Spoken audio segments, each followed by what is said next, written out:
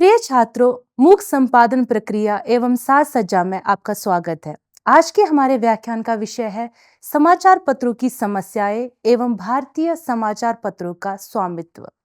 छात्रों, आइए सबसे पहले इस व्याख्यान के उद्देश्यों पर चर्चा करते हैं। इस व्याख्यान का प्रथम उद्देश्य समाचार पत्रों की विभिन्न समस्याओं से अवगत होना है। व्याख्यान का दूसरा उद्देश्य है समाचार पत्रों की समस्याओं पर विस्तार से चर्चा करना। व्याख्यान का अंतिम उद्देश्य है भारतीय समाचार पत्रों के स्वामित्व की जानकारी प्राप्त करना। छात्रों, आइए अब हम बात करते हैं इस व्याख्यान की प्रस्तावना पर। समाचार पत्र जो सुबह की मधुर बेला में पाठकों के समक्ष होता है, उसके प्रकाशन व निर्माण में बहुत श्रम होता है। समाचार पत्र के पृष्ठ सुनिश्चित होते हैं। इन पृष्ठों में सभी समाचार पढ़ने वालों को प्रसन्न या प्रभावित करना कठिन काम होता है। सुबह सुबह पाठक के मन मस्तिष्क को क्या खुराक दी जानी चाहिए, इसका निश्चय करना बहुत मुश्किल काम है। समाचार पत्रों का उत्पादन करने में बहुत समस्याओं का सामना करना पड़ता है। इसका प्रकाशन कार्य बहुत जटिल है। ये बिल्कुल उसी तरह है जिस तरह दूर दिखने वाले पहाड़ सुंदर, छोटा व आकर्षक दिखाई देता है, लेकिन उसे नजदीक पहुंचने पर वह दुर्गम दिखाई पड़ता है। ठीक उसी प्रकार समाचार पत्रों को देखने में सरल व साधारण सी प्रक्रिया लगती है, परंतु वास्तविकता में ये बहुत कठिनाईपूर्ण कार्य होता है। इस व्याख्यान में समाचार पत्रों के प्रकाशन से संबंधित विभिन्न समस्याओं एवं भारतीय समाचार पत्रों के स्वामित्व की विस्तार से जानकारी दी जाएगी। छात्रों, आइए अब हम मूल व्याख्यान की ओर बढ़ते हैं, जिसका विषय है समाचार पत्र की समस्याएं। समाचार पत्रों के उत्पादन में सबसे बड़ी समस्या ये है कि पाठकों की पसंद एक जैसी नहीं होती तथा कोई भी समाचार पत्र अपने सभी पाठकों को संतुष्ट नहीं रख सकता है। इसलिए अखबार वाले अपनी रुचि के अनुरूप अपने पाठकों की रुचि का निर्माण करने का सदैव प्रयत्न करते हैं। साथ ही पाठकों के लिए सरल सुबोध भाषा शैली का चयन करते हैं। पाठकों का बौद्धिक स्तर एक जैसा नहीं होता, अतः पाठकों के लिए प्रकाशित पठनीय सामग्री सहज एवं स्पष्ट हो, इसका विशेष ध्यान रखते हैं। बैरी बिघहैम ने इस विषय में बिल्कुल सही बात कही है कि कोट, पाठक के विवेक को कम मत आंको, ना ही उसकी जानकारी को बहुत अधिक आंको, अनकोट। समाचार पत्रों के प्रकाशन में कई समस्याएं सामने आती है। इसमें पाठकों की समस्या, विज्ञापन की समस्या, अखबारी कागज की समस्या, कुशल श्रमिकों की समस्या, पूंजी की समस्या, आधुनिक मशीनों व तकनीक की समस्या, इलेक्ट्रॉनिक मीडिया से प्रतिस्पर्धा की समस्या के साथ कुशल प्रबंधक की समस्या प्रमुख है। छात्रों, समाचार पत्र की कुछ प्रमुख समस्याएं इस प्रकार से हैं। सबसे पहले अखबारी कागज की समस्या पर बात करते हैं। समाचार पत्र का मुद्रण कागज पर होता है तथा अखबारी कागज के अभाव में मुद्रण कार्य असंभव है, क्योंकि कागज के अतिरिक्त समाचार पत्र कपड़ों पर प्रकाशित तो हो सकता है, लेकिन उसकी कीमत अधिक होगी। आम पाठक उसे नहीं खरीद सकता। समाचार पत्रों के लिए शासन के द्वारा अखबारी कागज का कोटा सुनिश्चित किया जाता है। यह अखबारी कागज की मात्रा उसके सर्कुलेशन पर निर्भर करती है। शासन के द्वारा सस्ते दामों में समाचार पत्रों के प्रकाशन के लिए अखबारी कागज वितरित किया जाता है, जिसका निर्धारण शासन अपनी नीति के अनुरूप करता है।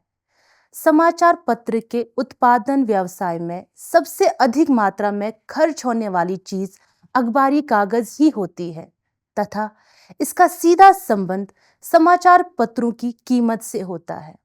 बाजार में अखबारी कागज के दाम बहुत अधिक होते हैं तथा सरकार द्वारा पर्याप्त मात्रा में अखबारी कागज का आवंटन पर्याप्त न होने पर समाचार पत्र व्यवसाय इस समस्या से जूझते दिखाई पड़ते हैं। समाचार पत्र छापने वालों पर हमेशा ये आरोप लगाया जाता है कि वे हमेशा अपने पत्र की मुद्रित संख्या दोगुनी या असली मुद्रित संख्या से अधिक बताते हैं। तो इसका खाली यही मुख्य कारण है कि उन्हें शासन द्वारा सीमित मात्रा में अखबारी कागज पर्याप्त होते हैं। छात्रों, समाचार पत्रों की दूसरी समस्या है इलेक्ट्रॉनिक मीडिया से प्रतिस्पर्धा की समस्या। इलेक्ट्रॉनिक मीडिया से प्रतिस्पर्धा का सामना समाचार पत्रों के लिए समकालीन समय की सबसे बड़ी समस्याओं में से एक है। समाचारों को जानने तथा दुनिया की गतिविधियों को जानने के उद्देश्य से पाठक समाचार पत्र खरीदता था। आजकल इलेक्ट्रॉनिक मीडिया के माध्यम टीवी एवं रेडियो ने भी समाचार हर 2-3 घंटे में देना आरंभ कर दिया है। समाचार पत्रों की जानकारी देने की तत्कालिकता का गुण इलेक्ट्रॉनिक मीडिया ने अपना लिया है। किसी भी सूचना या घटना को वे चित्र के साथ शीघ्र से शीघ्र टेलीविजन के माध्यमों से प्रदर्शित करने लगे हैं, जिससे दर्शक के लिए पढ़ने तथा सुनने की सुविधा उपलब्ध है। यही वजह है कि समाचार पत्रों में प्रकाशित होने वाले समाचार पाठकों को पुराने या फीके नजर आते हैं, जिससे पत्रों की बिक्री पर बहुत नकारात्मक असर पड़ता है। आज टेलीविजन पर 10 से 15 पंक्तियों के मुख्य समाचारों का चलन हो गया है।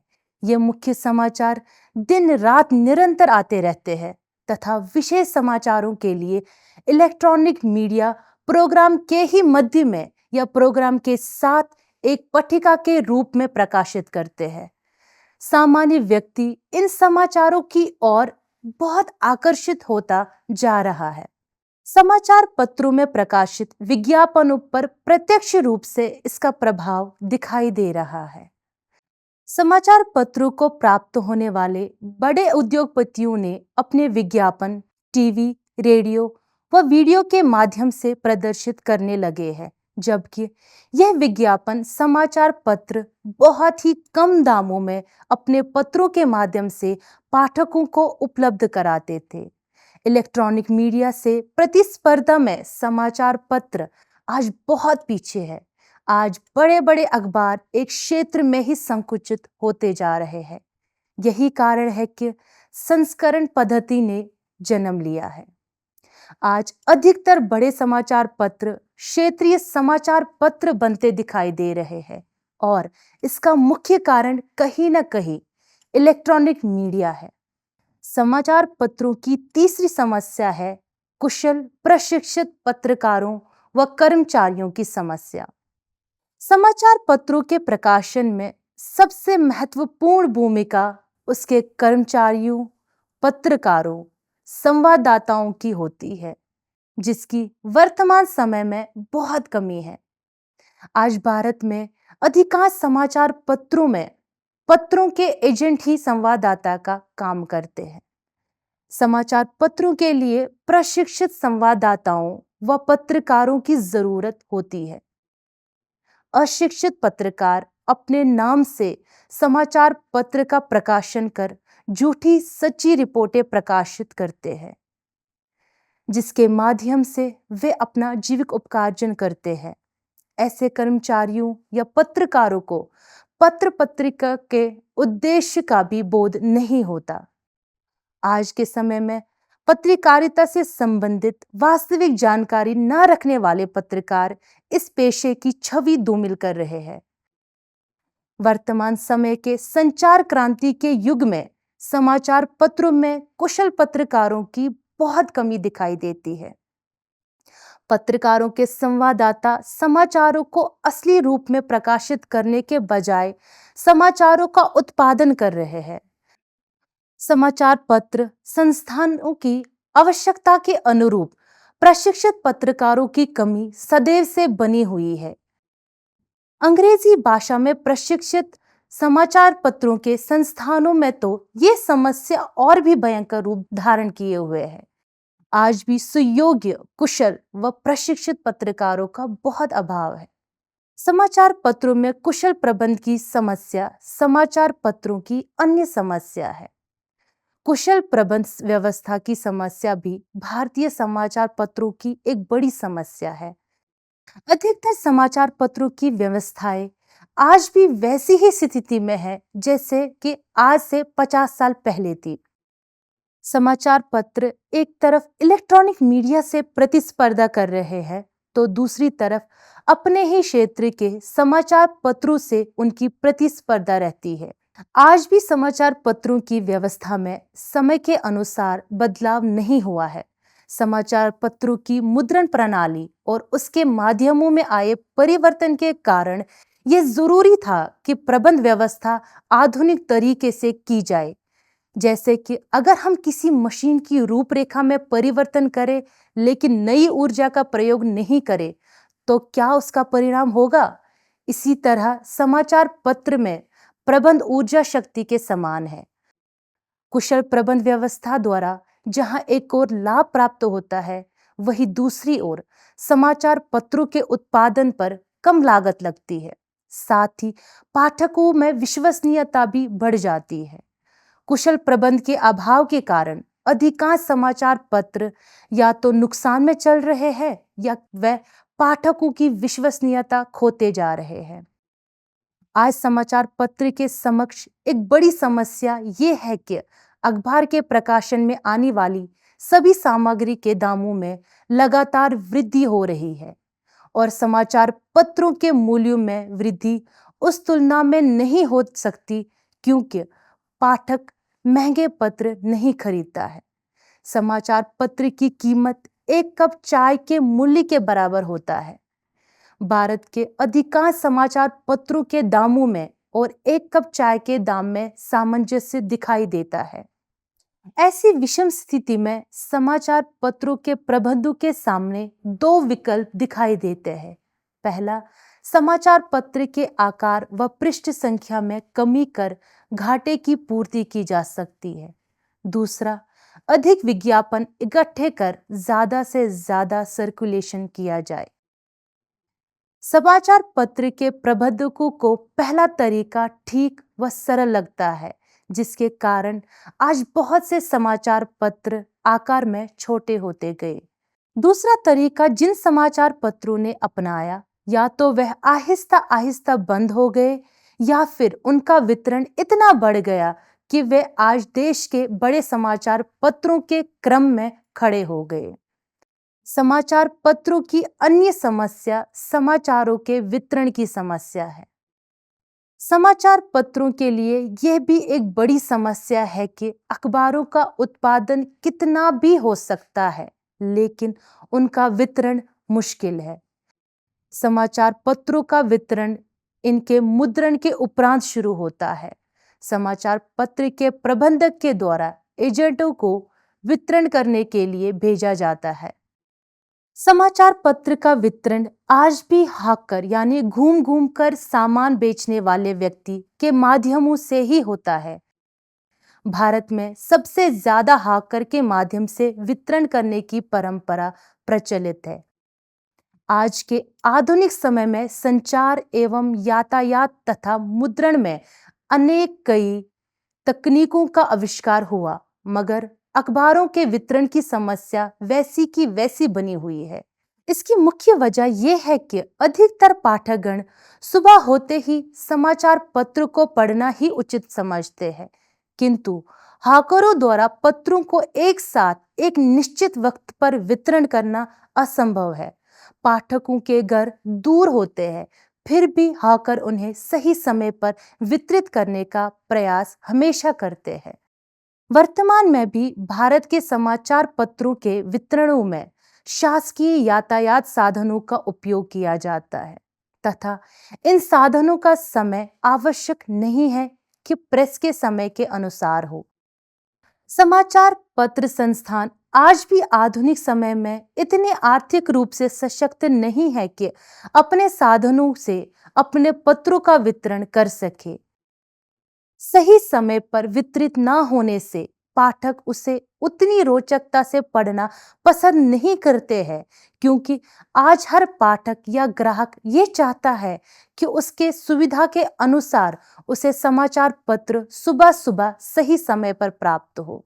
राष्ट्रीय स्तर के समाचार पत्रों के वितरण की समस्या बहुत गंभीर होती है, क्योंकि इनके वितरण का क्षेत्र बहुत व्यापक होता है, जिस कारण से संपूर्ण क्षेत्र में एक नियत समय पर समाचार पत्र का वितरण संभव नहीं हो सकता। इसलिए भारत के बड़े शहरों एवं राजधानियों से जो प्रकाशित होने वाले समाचार पत्र छोटे छोटे शहरों एवं कस्बों में 1 या 2 दिन के बाद ही वितरित होते हैं, जिस कारण पाठक उन्हें क्रय करना पसंद नहीं करते हैं, जिसके परिणाम स्वरूप समाचार पत्र के मालिकों को भारी आर्थिक क्षति का सामना करना पड़ता है। समाचार पत्रों के समक्ष उपरोक्त समस्याओं के अतिरिक्त भी अन्य कई समस्याएं, जैसे पूंजी की समस्या, आधुनिक संचार साधनों की समस्या, कर्मचारियों में तकनीकी ज्ञान की समस्या, आधुनिक मुद्रण की समस्या आदि भी है। छात्रों, आइए अब हम भारतीय समाचार पत्रों के स्वामित्व के बारे में बात करते हैं। भारत के समाचार पत्रों की प्रभुत्व पर अगर दृष्टि डालें तो मूलतः 4 तरह के स्वामित्व दिखाई देते हैं। पहला एकल स्वामित्व, दूसरा साझेदारी स्वामित्व, तीसरा मिश्रित स्वामित्व, चौथा ट्रस्ट या न्यास स्वामित्व। सबसे पहले एकल स्वामित्व पर बात करते हैं।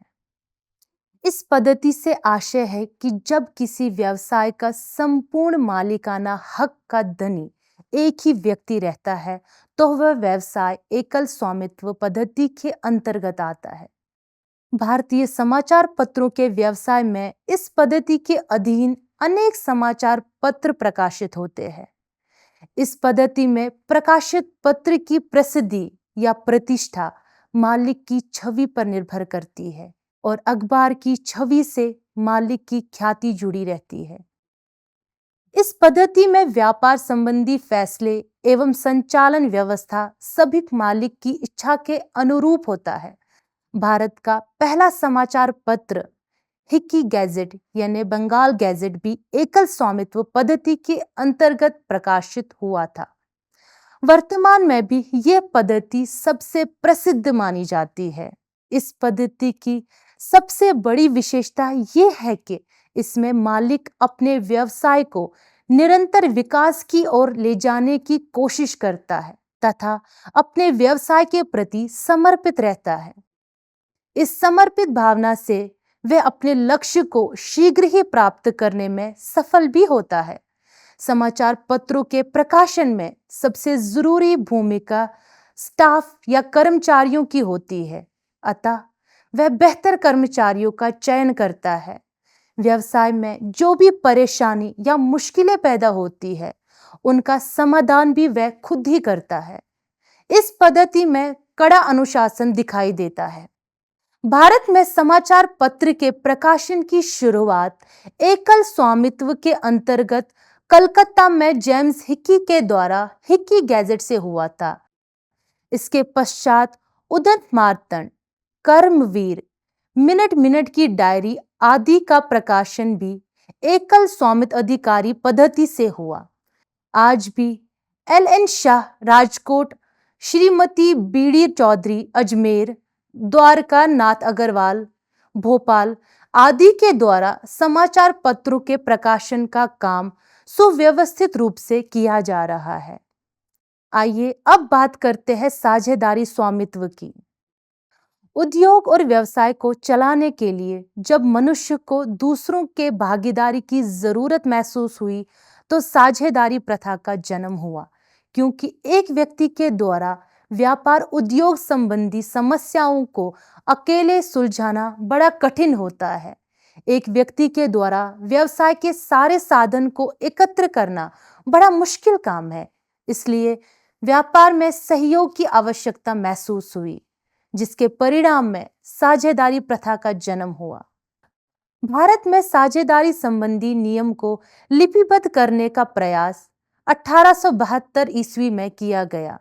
सन 1932 में भारतीय साझेदारी अधिनियम पारित किया गया था। जब दो या दो से अधिक व्यक्ति कोई व्यवसाय या कार्य करते हैं तथा उनके मुनाफा नुकसान का हिस्सा बांटने का समझौता होता है तो उसे साझेदारी कहते हैं। छात्रों, आइए बात करते हैं मिश्रित पूंजी कंपनी की। कंपनी शब्द लैटिन भाषा का शब्द है जिसका अर्थ होता है साथ साथ। अंग्रेजी में कंपनी का अर्थ साथ देना है। भारत में कंपनी का इतिहास बहुत पुराना है। यहाँ कंपनी परंपरा 1600 ईस्वी में ईस्ट इंडिया कंपनी से प्रारंभ हुई थी। 1844 ईस्वी में इंग्लैंड की संसद ने संयुक्त स्कंद कंपनीज रजिस्ट्रेशन अधिनियम यानी joint stock companies registration act पास किया था। 1947 ईस्वी में भारत विभाजन के बाद देश में राजनीतिक एवं शासकीय क्षेत्र में बहुत बदलाव हुआ और सन 1956 में नया भारतीय कंपनी अधिनियम पारित किया गया। उद्योग और व्यापार में पूंजी की जरूरत होती है। पूंजी लगाने वालों का उद्देश्य यह होता है कि कम से कम संकट उठाने पर अधिक से अधिक नफा की प्राप्ति हो सके।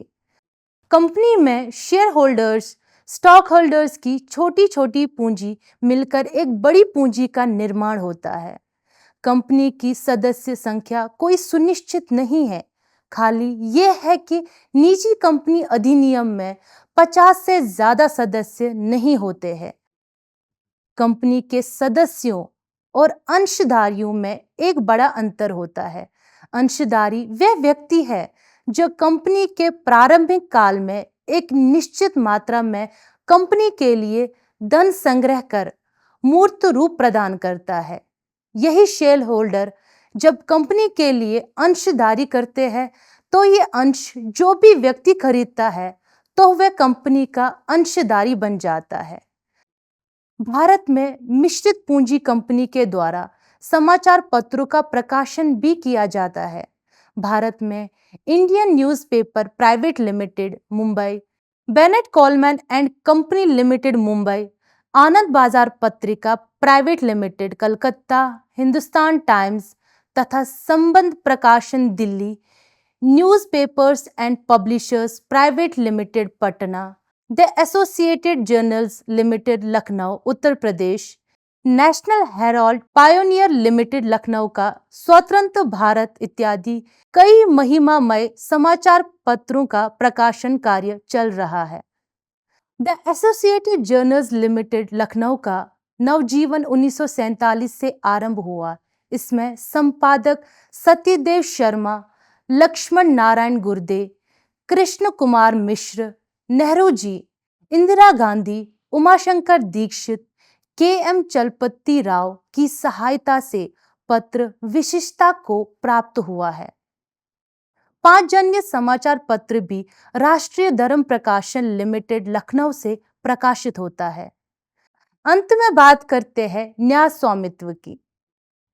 सन 1882 में भारतीय न्यास अधिनियम की धारा इस अधिनियम की धारा 3 में इस तरह से परिभाषित किया गया है कि कोट न्यास संपत्ति के स्वामित्व से संलग्न एक ऐसा दायित्व है जिसका उद्भव स्वामी में किए गए और उसके द्वारा स्वीकृत अथवा दूसरे और लाभ के लिए उसके द्वारा घोषित तथा स्वीकृत विश्वास से होता है। अनकोट। न्याय अधिकारियों के कर्तव्य की प्रकृति के अनुसार 2 प्रकार की न्यासों में वर्गीकृत किए जा सकते हैं। सामान्य न्यास साधारण या सामान्य न्यास में संपत्ति के लिए किसी विशेष कार्य न्यास निर्माणकर्ता द्वारा प्रदान की जाती है जो न्यास के सदस्य गणों द्वारा संचालित कर उस काम को करने के उद्देश्य से बनाई जाती है। विशिष्ट न्यास, इसमें न्यास का निर्माता न्यास के उद्देश्यों को स्पष्ट रूप से उल्लेखित करता है तथा न्यास का कार्यक्षेत्र सिर्फ उसी उद्देश्य की पूर्ति के लिए ही होता है। न्यास के उद्देश्यों के आधार पर विभाजन करें तो उन्हें इस वर्गों में विभक्त कर सकते हैं। सार्वजनिक या खैराती न्यास, इसके अंतर्गत ऐसे न्यास आते हैं जिनका लक्ष्य समाज सेवा होता है, यानी न्यास द्वारा ऐसे काम किए जाए जिससे समाज को लाभ हो या लोक कल्याण की पूर्ति हो। व्यक्तिगत न्यास, इसमें वे सभी तरह के न्यास आते हैं जो किसी निजी उद्देश्य को पूरा करने के लिए बनाए जाते हैं। इस प्रकार के ट्रस्टों में ज्यादातर व्यक्ति के ही परिवार के सदस्य इसके ट्रस्टी एवं प्रबंधक होते हैं।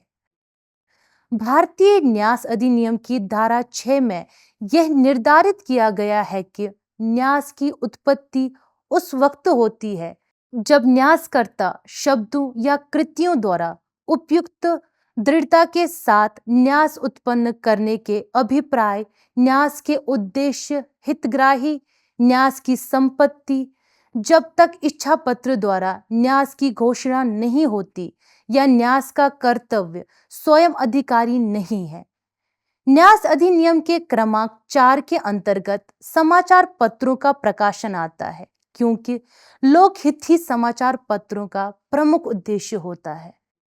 समाज में फैली कुप्रथाएं, रूढ़ियां एवं अंधविश्वास को दूर करने के साथ साथ समाचार पत्र समाज को टूटने से भी रोकते हैं। वे समाज में मनुष्य को मनुष्य से जोड़ने का काम करते हैं तथा समाज को पथ प्रदर्शक की भूमिका का निर्वाह करते हैं। आज अधिकांश समाचार पत्रों का उद्देश्य पैसा कमाना या लाभ उठाना हो गया है। वे अपने मौलिक उद्देश्यों से दूर होते जा रहे हैं। समाचार पत्र समाज के आधार स्तंभ होते हैं। उन्हें समाज का मार्गदर्शन करना चाहिए। अनुपयुक्त कामों एवं नीतियों का बिना डरे विरोध करना चाहिए। समाचार पत्रों का जो वास्तविक उद्देश्य है उसकी पूरी करने के लिए आजकल ट्रस्टों की स्थापना होने लगी है, जिनका मुख्य उद्देश्य समाज को सही राह दिखाना है। समाचार पत्रों ने समाचारों और विचारों को दूसरे दर्जे की वरीयता देना शुरू कर दिया है तथा पहले दर्जे पर विज्ञापनों को प्रकाशित किया जाने लगा है। इस वजह से ट्रस्टों के जरिए तटस्थता से समाचारों एवं विचारों को प्रकाशित करने के उद्देश्य से ट्रस्टों का निर्माण हो रहा है। आज भारत में बहुत से समाचार पत्र ट्रस्टों के माध्यम से प्रकाशित किए जा रहे हैं, जिनमें थाथी ट्रस्ट, सौराष्ट्र ट्रस्ट, लोक शिक्षण ट्रस्ट, हितकारिणी ट्रस्ट आदि का नाम विशेष रूप से उल्लेखनीय है। छात्रों, आइए अब हम इस व्याख्यान के सारांश की ओर बढ़ते हैं। इस प्रकार हम कह सकते हैं कि समकालीन समय में समाचार पत्रों की प्रमुख समस्याओं में घटता पाठक वर्ग, विज्ञापन राजस्व में कमी, ऑनलाइन समाचारों से बढ़ती प्रतिस्पर्धा, सूचना की गुणवत्ता में कमी आदि सम्मिलित है। डिजिटल मीडिया के आने से समाचार पत्रों को अपनी प्रासंगिकता बनाए रखने और परिवर्तित पाठक वर्ग की आवश्यकताओं को पूरा करने के लिए संघर्ष करना पड़ रहा है। इसके अतिरिक्त इस व्याख्यान में हमने भारतीय समाचार पत्रों के स्वामित्व पर भी चर्चा की है, जिसमें हम इस निष्कर्ष पर पहुंचे कि समाचार पत्रों का स्वामित्व कई प्रकार का होता है। कुछ समाचार पत्र निजी कंपनियों के होते हैं, कुछ व्यक्तियों के और कुछ सरकार के स्वामित्व में होते हैं। प्रिय छात्रों, यह था हमारा आज का व्याख्यान। आशा है इससे आपको लाभदायक जानकारी प्राप्त हुई होगी। मिलते हैं अगले व्याख्यान में एक नए विषय के साथ। तब तक के लिए धन्यवाद।